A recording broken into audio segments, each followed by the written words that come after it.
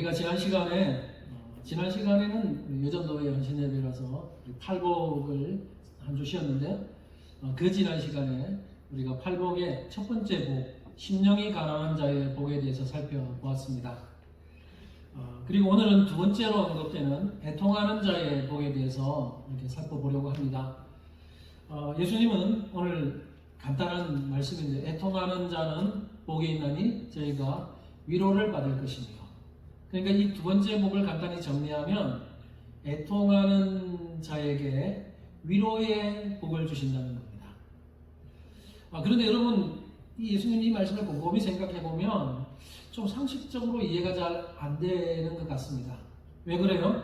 애통과 복은 좀 잘 어울리지 않는 것처럼 느껴지기 때문이에요. 예를 들어서 우리는 웃으면 복이 온다 이런 말을 합니다. 그죠? 웃을 때 복이 온다. 그리고 옛날에 이제 TV 프로그램 중에 웃으면 복이 와요 라는 그 코미디 프로그램이 있었는데, 거기 끄떡끄떡 하시는 거 아시면 우리 애들이 너무 어려우죠? 예. 모르시는 분들도 있습니다. 예, 그 말, 이런 것처럼 웃을 때 복이 온다. 사람들의 일반적인 생각입니다. 그래서 사람들이 가지고 있는 일반적인 가치관은 웃음과 복이 어울리는 한상인 것처럼 보이죠. 영어 단어 중에 차차라는 단어가 있습니다. 차차. 이건 라틴 아메리카의 그 경쾌한 춤을 가리키는 말이에요. 여기서 한국말로 차차차라고 번역을 차차차라는 말이 나왔는데, 신나고 경쾌한 노래, 가사나 그런 데 보면 이 말이 함께 사용됩니다. 예를 들어서 우리 가요 중에 노래가락 차차차라는 노래가 있어요. 그 노래는 제가 부르지 않겠지만 가사가 이렇습니다. 노세 노세 젊어서 놀아 늙어지면 못 노나니. 이렇게 시작하고, 노래 중간 부분에 얼씨구 절씨구 차차차 지화자 좋구나 차차차. 이런 이야기가 이렇게 잘 웃으시는지 모르겠어요. 그리고 서른도 씨가 부른 노래 중에 다 함께 차차차라는 노래가 있습니다. 이 가사에도 보면 근심을 털어놓고 다 함께 차차차, 슬픔을 묻어놓고 다 함께 차차차, 이런 노래 가사가 있습니다. 여러분, 이 가사처럼 이 라틴 아메리카의 그 경쾌한 춤에 해당하는 차차라는 이 댄스, 이 차차라는 말은 근심을 털어놓고 또 슬픔을 묻어놓고 하는 것과 어울리는, 그러니까 즐거움과 어울리는 것이지 슬픔과 어울리는 게 아니에요. 이처럼 이 세상은 신나게 놀고 즐거운 시간을 보내면서 한바탕 웃는 것을 삶의 위로라고 생각합니다. 그래서 이런 데서 우리는 삶의 위로가 뭐냐? 그냥 신나게 놀고 한바탕 놀고 웃는 것, 이게 삶의 위로라고 생각을 해요. 이것이 거의 대부분의 사람들이 가지고 있는 상식적인 생각인데요. 그렇게 보면요, 오늘 본문은 이렇게 바뀌어야 할 것 같아요. 웃고 즐기는 자는 복이 있나니 저희가 위로를 받을 것이요. 웃고 즐기는 자에게 위로가 있다. 이렇게 바뀌어야 될 것 같습니다. 그래야 상식적으로 좀 맞을 것 같은데, 오늘 본문에 보면 예수님은 이 세상의 가치관과는 정반대로 애통하는 자가 위로의 복을 받는다, 그렇게 말씀하고 있습니다. 여러분, 예수님이 왜 이렇게 말씀하셨을까요? 우리가 예수님의 이 말씀을 잘 이해하려면 지금 예수님이 말씀하시는 이 애통이 무슨 의미인지를 바르게 이해해야 합니다. 애통의 의미를 제대로 알아야 그 다음에 따라오는 위로의 복, 위로가 무엇인지를 알 수 있기 때문에 저는 순서대로 애통이 무슨 의미인지를 여러분과 함께 좀 살펴보고 그 다음에 위로가 어떤 의미인지를 함께 좀 보려고 합니다. 여러분, 일반적으로 애통, 사전에서 애통이라는 말을 찾아보면 뭐라고 설명하냐면 슬피 부르짖음, 슬퍼하며 가슴 아파함, 이렇게 정의를 하고 있습니다. 이게 우리가 일반적으로 알고 있는 애통이에요. 근데 예수님께서 말씀하신 애통은 이런 세상적인 개념의, 사전적인 개념의 애통이 아니에요. 그런 세상의 어떤 슬픔이나 그런 애통이 아니고, 우리가 팔복 서론을 살펴보면서 우리가 함께 다루었듯이 예수님이 말씀하시는 이 팔복에 언급되는 이 자질들, 8가지 자질들은 물질적인 것과 관련된 것이 아니라 영적인 것과 관련된 것이라고 했죠. 기억합니까? 예. 그러니까 예수님이 말씀하시는 이 애통은 영적인 애통을 가리킵니다. 자, 그러면 영적인 애통이 뭔지 한번 그 의미를 볼 텐데 세 가지로 제가 나누도록 하겠습니다. 첫 번째, 이 애통이 뭐냐? 이 세상의 여러 가지 악에 대한 슬픔이라는 의미입니다. 이 세상의 여러 가지 악을 보면 그 악을 보면서 느끼는 슬픔과 애통. 첫 번째 그렇게 이해를 합니다. 여러분께 한번 질문해 볼게요. 마음속으로 한번 대답해 보세요. 여러분은 이 세상의 죄악들을 보면서 슬퍼해 보신 적 있습니까? 네. 텔레비전이나 신문, 인터넷 이런 매체를 통해서 여러 가지 많은 세상의 부정부패, 죄악들, 살인, 그리고 사기 이런 것들을 우리가 접하잖아요. 흉악한 범죄 이런 걸 접하면서 여러분 가슴 치면서 아파해 보신 적이 있느냐 하는 겁니다. 있으시죠? 제임스 보이스라고 하는 유명한 목사님은 이런 세상에 대한 그 세상의 악을 보면서 애통해야 하는 것을 가리켜서 사회적 양심이라고 표현했어요. 그러니까 이 사회적 양심이 있는 사람들은 이런 것을 보면서 슬퍼하고 애통할 수 있다는 겁니다. 저는 이 사회적 양심을 또 다르게 제가 한번 만들어낸 말인데 저는 거룩한 분노다 이렇게 한번 표현해 보고 싶습니다. 여러분 이 세상의 온갖 악을 보면서 마음속에 이 거룩한 분노가 있느냐 이런 것이 오늘 첫 번째 이야기하는 이 세상의 여러 가지 악을 보면서 느끼는 슬픔이나 애통이에요. 이 세상의 악을 보면서 슬퍼하며 가슴을 치는 애통함 곧 이 거룩한 분노가 없다면 어떤 의미에서 그 사람은 참된 그리스도인이라고 말할 수 없을 거예요. 교회에서의 여러 인물들이 많은데 교회에서의 거장들 중에 사회의 이런 악을 보면서 애통함을 느꼈던 애통함을 배웠던 사람들이 참 많은데 그 중에서 한 분을 좀 소개할까 합니다. 샤프츠 벨이라고 하는 분인데요. 이분은 1671년 영국에서 태어나서 영국에 아주 큰 영향력을 끼친 사회개혁자입니다. 근데 이분이 그런 사회개혁자의 길을 걷게 된 그 동기가 있는데 매우 단순한 동기에서 그가 이 길을 걷게 되었다는 거예요. 그가 어릴 때 경험한 한 장례식 장면 때문에 이 길을 걷게 되었다고 말합니다. 어떤 일이 있었냐면 그가 소년 시절에 어릴 때 어떤 한 빈민의 장례식을 보게 됩니다. 가난한 사람의 장례식을 보게 되는데 가난하다 보니까 장례식이 거창하지 못해요. 그래서 시신을 관에 넣었는데도 관은 전혀 장식이 되어 있지 않은 초라한 관에 넣어서 운구를 합니다. 근데 관을 옮기는 사람들이 그 손수레에 실어서 관을 옮기는데 그 옮기는 과정 중에 엄란한 말을 하고 술에 취해서 막 비틀거리고 이런 모습으로 관을 옮기는 모습을 봤대요. 자, 그러다가 무덤에 도착했을 때 수레가 이렇게 약간 넘어지면서 관이 떨어지는 바람에 관이 깨어지고 말았답니다. 근데 그 모습을 보면서 그 옮기는 그 술 취한 동료들이 박장대소하고 웃었다는 거예요. 근데 그 모습이요, 함께 조문을 온 그 조문객들에게, 어떤 일부 조문객들에게는 굉장히 혐오스럽게 비춰졌고, 어릴 때 그 모습을 지켜봤던 샤프츠 베리도 마음속에 좀 분노가 치밀어 올랐다는 겁니다. 그때 마음속으로 이렇게 다짐했다는 거예요. 내가 크면 나는 이런 일이 일어나지 않도록 내가 온 힘을 쏟아서 이 내 생애를 바쳐서라도 이런 일에 내가 투자하겠다 라고 이렇게 다짐을 했다는 겁니다. 그래서 이 샤프츠 베리라고 하는 이 사람에게 있어서 그 사건은, 어릴 때 경험했던 그 사건은 사회악, 이 사회적으로 이렇게 모순적이고 이런 것을 보면서 느끼게 된, 그래서 애통하는 마음으로 생기게 된, 그래서 이 사회개혁자로서 길을 걸었다 이렇게 이야기합니다. 여러분, 예수님께서 말씀하신 이 오늘 본문의 애통이라고 하는 것이 어떻게 보면 이런 사회의 악을 바라볼 때 느끼는 그런 슬픔 또는 그런 분노 또는 그런 애통, 그런 애통이 예수님이 말씀하신 애통의 의미가 될 수는 있습니다. 그러나 우리가 이런 애통을 바라볼 때 이것이 예수님이 말씀하시는 애통의 핵심은 아니에요. 핵심은 제가 두 번째, 세 번째로 언급하는 것이 좀 핵심적인 의미인데, 이것도 예수님이 말씀하시는 애통의 하나의 의미 중에 포함될 수 있다는 것 먼저 말씀드립니다. 그래서 제임스 보이스 목사님은 교회, 세상에 어떤 여러 공동체가 있지만 특별히 교회 공동체, 그리고 교회에 속해 있는 우리 그리스도인들은 사회의 이런 부조리, 사회의 이런 악을 보면서 가만히 있지 말고 정말 애통함을 느껴야 하고, 그러면서 기도하고 또 할 수 있는 한 최선을 다해서 적극적인 해결책을 모색해야 된다 이렇게 말합니다. 여러분 이게 교회가 해야 될 일이고 우리 그리스도인들이 해야 될 일이에요. 저는 한국에서 사역하면서 한국에 한때 지금도 그렇지만 제가 그 담임 사역 했을 때 사회적 이슈가 크게 되었던 것이 동성애와 차별금지법이에요. 그래서 이 동성애를 요즘에는 워낙 대놓고 동성애를 하고 제가 있었던 대구 지역에는 아예 동성애 축제까지 퀴어 축제 하잖아요.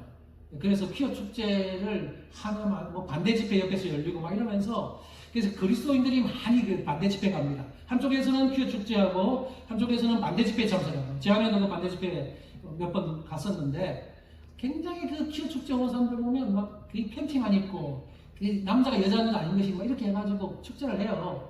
그래서 이제 이런 것이 너무 서울에서도 그렇고 하니까 우리 그리스도인들이 여기서 반대해야 된다. 그리고 사실 이제 그쪽 그룹에서 이걸 법으로 통과시키려고 하다 합법화 시키려고 하다 보니까 합법화가 되면 굉장히 골치 아파지거든요.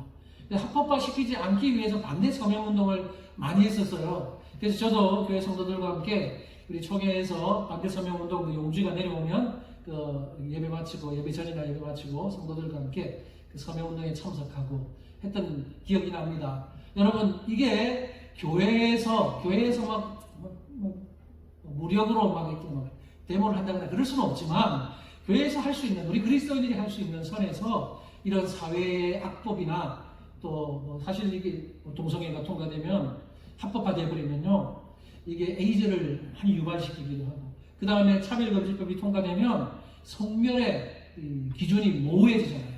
근데 이제 이게 통과되면 어떤 일이냐면 제가 한번 이야기 드렸지만 나는 남자인데 오늘은 기본이 여자야. 그래서 나 오늘 여자 할래 그러면 그 사람 여자가 되는 거예요. 그 여자 화장실에도 들어가도 못 잡는 이런 일이 지금 어떤 주에서 일어나잖아요. 그래서 이게 지금 합법화가 돼버리면 막을 수가 없어요. 이런 일들이 계속해서 일어나기 때문에 그 일들을 우리가 합법화되지 않도록 막자라는 의미에서 반대 서명운동 하는 이 교회에서 그리스도인들이 하는 이런 일들이 어떻게 보면 그냥 애통의 또 다른 표현이다라고도 볼 수 있습니다. 우리는 애통을 이런 식으로도 애통을 표현할 수 있다는 거예요. 그러나 이런 사회의 악에 대한 슬픔과 애통이 예수님이 말씀하시고자 하는 그 애통의 핵심 메시지는 아닙니다. 자, 이제 두 번째와 세 번째로 볼 텐데 두 번째 의미는 죄에 대한 슬픔을 의미합니다. 죄에 대한 슬픔과 애통. 이것은 다른 사람들의 죄에 대한 슬픔도 포함되지만 특히 나 자신의 죄에 대한 애통과 슬픔을 가리킵니다. 여러분 자신의 죄를 보면서 애통해 하신 적 있습니까? 이게 예수님을 진심으로 만난 사람이라면 나 자신의 죄를 보면서 애통함이 있어야 됩니다.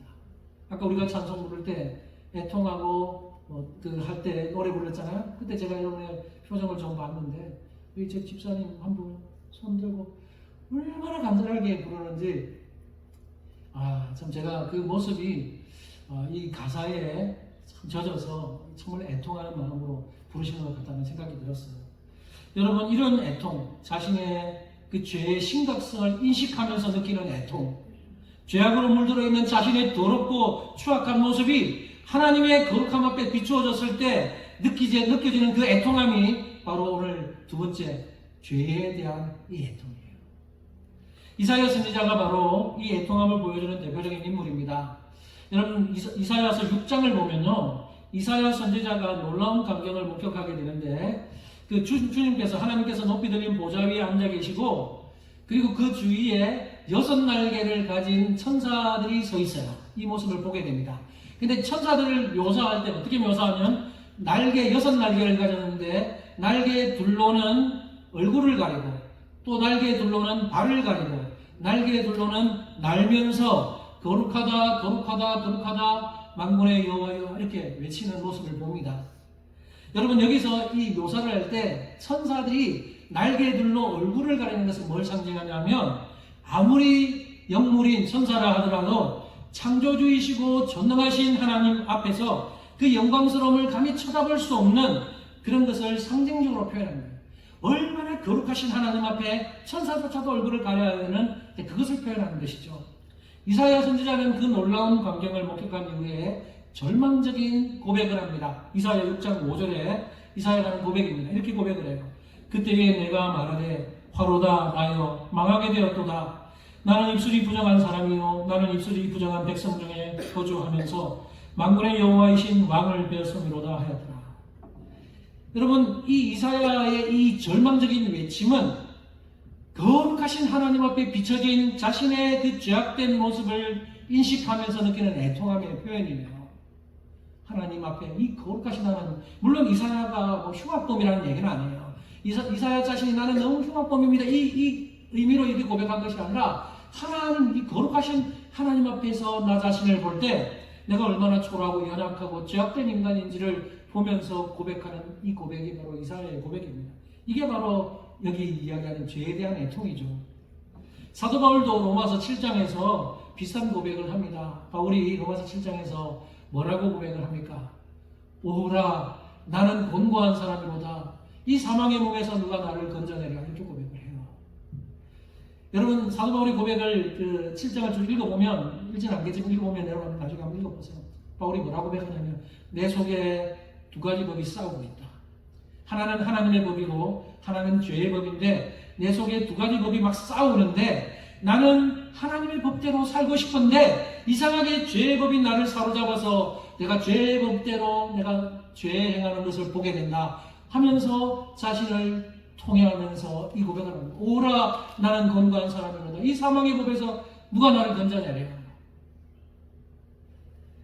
여러분, 이런 고백이 자신의 그 죄에 대한 애통으로 느끼는 고백이에요. 앞서 언급한 이사야, 그리고 지금 언급한 이 사도 바울의 이런 고백이 자신의 죄를 보면서 아파하는 슬픔과 애통의 고백이라는 것입니다. 복음서에 보면 예수님께서 공생애 하는 기간 중에 2번 우셨다고 말씀합니다. 누가복음 19장에서 보면 예루살렘 성을 보면서 우셨다고 말씀하고, 또 요한복음 11장에 보면 나사로의 무덤 앞에서 눈물을 흘리셨다고 기록합니다.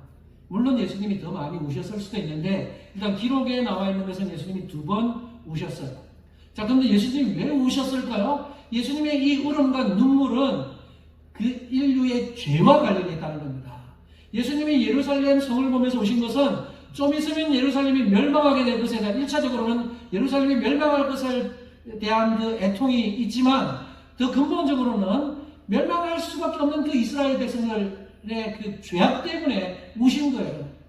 또 예수님이 나사로의 무덤 앞에서 눈물을 흘리고 우신 것은 왜 우신 겁니까? 물론 나사로를 사랑하셨어요. 그리고 나사로의 가족들 마리아와 마르다가 함께 오빠의 그 울음 앞에, 그 죽음 앞에서 울고 있고 그 조무개들이 우니까 함께 동정심을 가지고 운 거 맞아요. 이게 1차적이라면 보다 근본적인 것은 이런 인류에게 죄가, 죽음이 찾아온 것이 바로 인류의 죄 때문이라는 것에 대한 아픔과 그 고통, 그 아픔 때문에 우신 거라고요. 그 예수님의 눈물과 그 울음도 결국에는 죄와 관련된 거예요. 죄에 대한 애통. 예수님 자신은 죄가 없지만 이 인류의 죄를 보면서 아파하시면서 우시는 것이 예수님의 애통이셨어요. 이게 두 번째 애통의 의미입니다.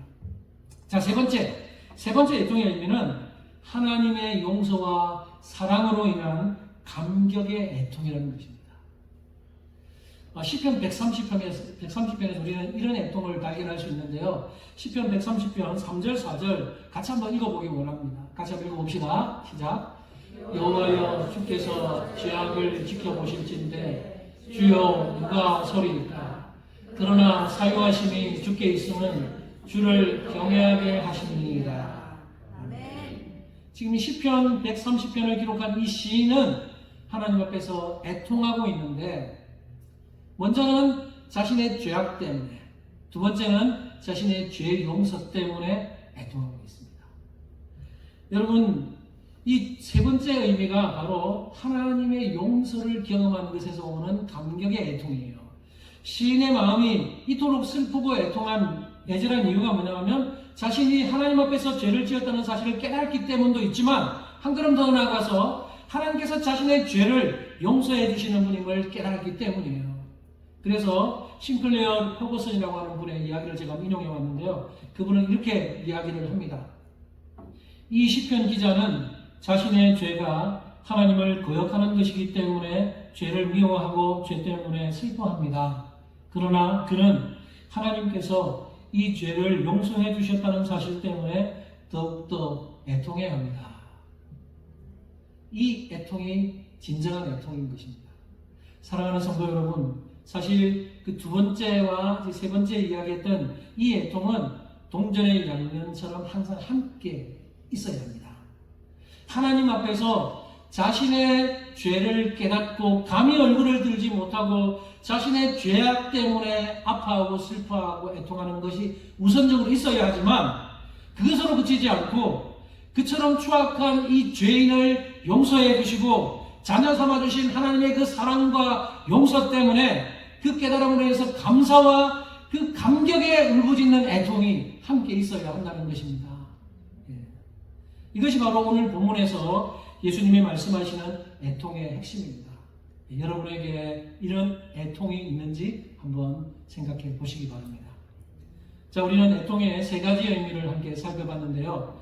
주님은 이렇게 애통하는 자에게 위로의 복을 주시겠다고 약속하십니다. 자, 그러면 주님께서 약속하시는 이 위로의 복이 뭔지를 함께 좀 살펴보겠습니다. 구체적으로 위로의 복이 뭐냐? 세 가지를 또 나누겠습니다. 첫 번째, 무엇보다 이 위로가 뭐냐? 무엇보다 죄의 형벌로부터 해방되었다는 것 자체가 가장 큰 위로입니다. 여러분 믿으십니까? 우리는 죄의 형벌로부터 해방받았습니다. 이게 우리에게서 가장 큰 위로라고 할 수 있습니다. 렌스키라고 하는 학자는 이렇게 말합니다. 모든 위로 가운데 가장 큰 위로는 죄를 뉘우치며 애통하는 모든 죄인에게 선포되는 죄의 사면이다. 여러분 정말 내가 얼마나 흉악한 죄인인지를 깨달았다가 그 죄에서 용서받았다는 것을 그 깨달은 이게 얼마나 큰 위로인지 몰라요. 이 위로가 가장 우리에게 큰 위로일 수 있습니다. 죄로 인해 죽을 수밖에 없었던 이 죄인, 근데 죄 사함을 받는 말로 다룰 수 없는 은혜와 위로를 받았다는 겁니다. 에베소서 2장에 나오는 한 말씀을 또 같이 한번 읽어보겠습니다. 에베소서 2장 4절과 5절 같이 읽어볼까요? 시작. 긍휼이 풍성하신 하나님이 우리를 사랑하신 그 큰 사랑을 인하여 허물로 죽은 우리를 그리스도와 함께 살리셨고 너희는 은혜로 구원을 받은 것이라. 아멘. 이 말씀처럼 우리는 죄와 허물로 죽은 사람들이었는데 그런 우리를 살리시고 구원의 은혜를 베풀어 주신 것 그 자체가 바로 가장 큰 위로라는 것입니다. 자, 두 번째 위로는 우리 속에 계신 성령께서 주시는 위로입니다. 여러분 속에 성령 계십니까? 성령님이 여러분 속에 계신 거 맞죠? 네.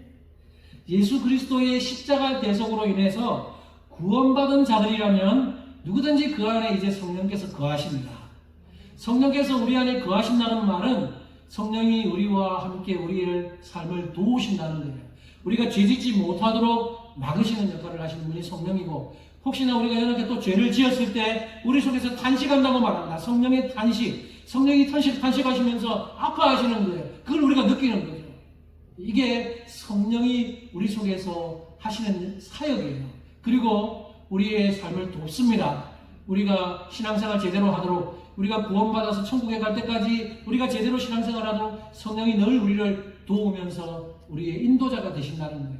이것이 바로 성령의 위로라는 거예요.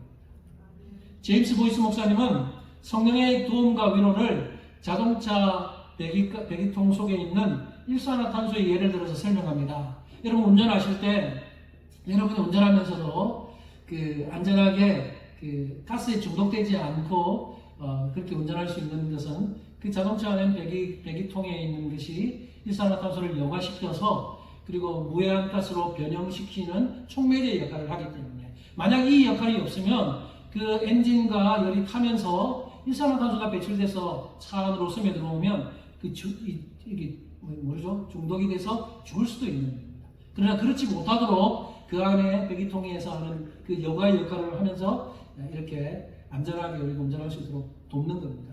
바로 이런 역할처럼 우리가 항상 삶 속에서 죄의 요소를 안고 살아가는데 그 죄를 제거하지 않으면 우리는 영적으로 죽어가요. 근데 그 죄를 계속해서 제거시켜주는 역할을 하도록 돕는 분이 바로 우리 속에 계신 성령님이라는 거예요. 그래서 성령님이 우리 속에서 계속해서 일을 하면서 우리가 하나님의 말씀대로 제대로 살아갈 수 있도록 우리를 돕고 인도하시고 그렇게 하시는 역할을 하시는 분이 성령입니다. 이 성령의 위로가 도우심이 우리에게 있기 때문에 우리가 이렇게 신앙생활을 할 수 있다는 겁니다. 이게 두 번째 위로입니다. 세 번째 위로는 궁극적인 위로. 언젠가 우리가 영원한 천국에 갈 때 제 형벌로부터 영원토록 제거되어서 영원히 이제는 구원의 삶을 사는 것. 이게 우리에게 있는 궁극적인 위로입니다. 죄로부터 완전히 해방되는 거죠.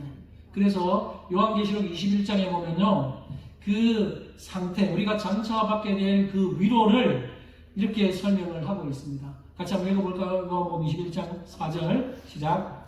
모든 눈물을 그 눈에서 닦아주시니 다시는 사망이 없고 애통하는 것이나 곡하는 것이나 아픈 것이 다시 있지 아니하니 처음 것들이 다 지나갔음이로다. 아멘. 이거는 우리가 언젠가 영원한 천국에서 누리게 될 그 복과 위로를 기록하고 있는데, 그때는 주님께서 다시 오심으로 모든 하나님 나라가 완성된 때죠. 그때는 어떤 일이 일어난다고요? 우리 눈에서 눈물을 다 닦으시고 다시는 사망이 없고 애통이 없다. 다시는 애통함이 없고 곡하는 것이 아픔이나 슬픔이나 병도 없고 그런 삶을 우리가 누리게 되는데, 이게 우리가 장차 누리게 될 궁극적인 그런 위로입니다. 여러분, 이런 삶을 소망하고 사십니까?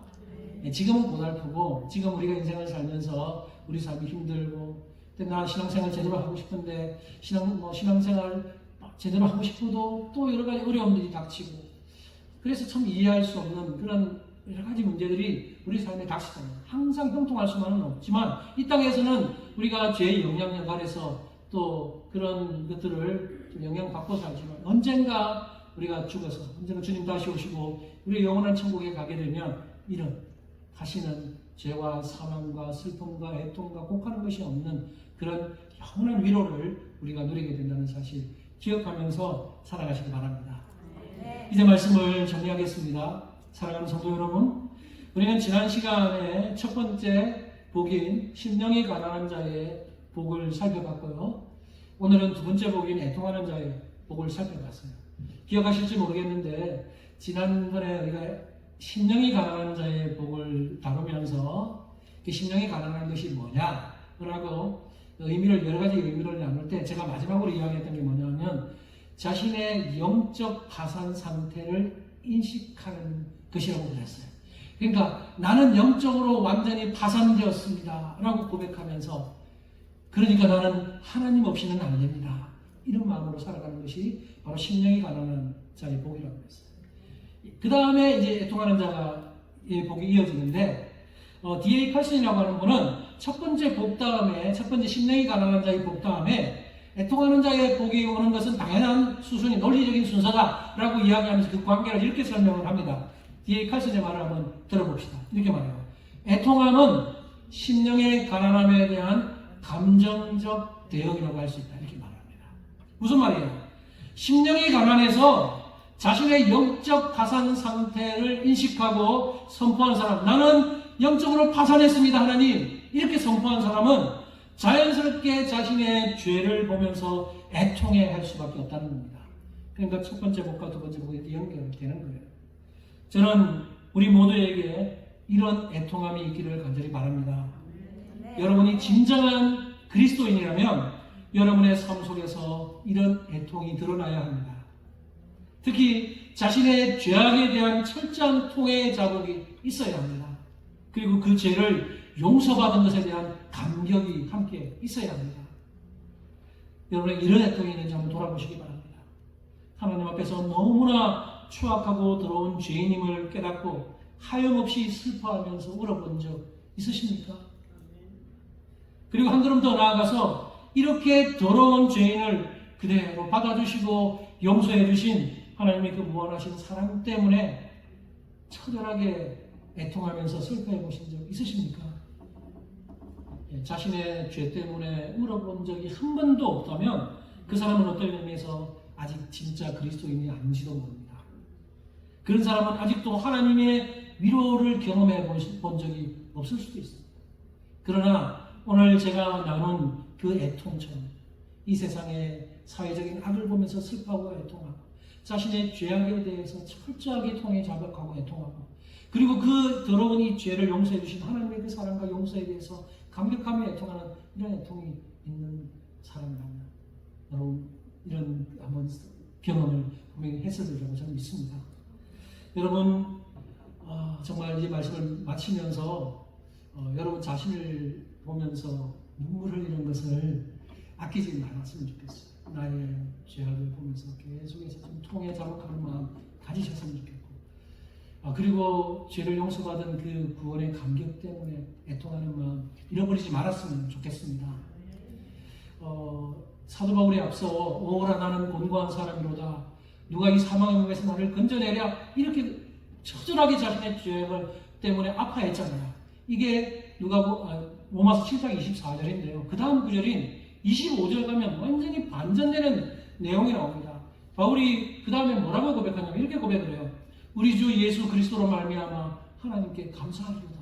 갑자기 감사한데 앞서 24절에서 오호라 나는 공고한 사람이로다. 누가 이 사망의 몸에서 나를 건져내랴 라고 너무나 아파하면서 막 가슴 아파했는데 갑자기 그 다음 구절에서 우리 주 예수 그리스도로 말미암아 하나님께 감사한다라고 고백합니다. 왜 이렇게 고백을 할까요? 이런 반전의 고백이 있는 이유가 뭘까요? 바로 그 다음 구절이 8장으로 넘어가는데 8장 1절 2절에 제가 너무나 좋아하는 8장 1절 2절에 바울의 고백이 있습니다. 이것 때문에 같이 한번 이 고백을 같이 읽어봅시다. 시작. 그러므로 이제 그리스도 예수 안에 있는 자에게는 결코 정죄함이 없나니 이런 그리스도 예수 안에 있는 생명의 성령의 법이 죄와 사망의 법에서 너를 해방하였습니다. 아멘. 사도 바울이 자기 안에서 두 법이 싸우는데 하나님의 법과 죄의 법이 싸우는데 나는 하나님의 법대로 살고 싶은데 자꾸 죄의 법이 나를 사로잡아서 또 죄에 빠지고 이것 때문에 아파서 오라 나는 공고한 사람입니다. 이 사망의 법에서 누가 나를 건져내랴 라고 고백했는데 그 고백 이후에 오히려 하나님께 감사한다고 고백하는 이유가 뭐예요? 이것 때문입니다. 그리스도 예수 안에 있는 생명의 성령의 법이 죄와 사망의 법에서 우리를 해방했기 때문입니다. 여러분 이 말씀 붙드십시오.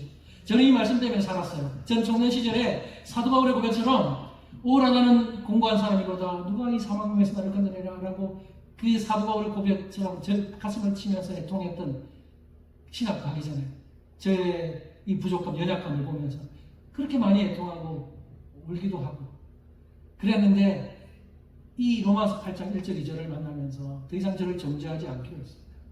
왜냐하면 그 나를 정죄케 하면서 나를 치게 하고 저는 뺨도 저 머리를 얼마나 쥐박고 뺨을 젖어서 치면서 이 정도밖에 안 되나 이렇게 이렇게 막 뺨을 치면서 그렇게 해도 안 되더라고요. 왜 이길 수가 없어. 근데 이 말씀 만나면서 그렇지 나는 여전히 연약하지만 이 연약함을 주님께서 해결하셨고 이제 죄와 사망의 법에서 우리 예수 그리스도의 생명의 성령의 법이 승리케 하셨다. 해방시켰다. 라는 이 말씀이 저를 자유케 했어요. 여러분도 마찬가지입니다. 여러분도 삶에서 여러분의 죄악과 또 세상의 부조리와 또 여러분의 그 하나님께 구원받은 그 때문에 그 애통함이 있어야 되지만 그러나 여러분은 죄악 때문에 애통하지 말라는 것 아니에요. 그러나 더 중요한 것은 여러분이 해방받았다는 것으로 인해서 감사가 있어야 됩니다. 그런 삶을 살아가시기 바라요. 마지막으로 여러분께 도전합니다. 여러분의 죄 때문에 오십시오.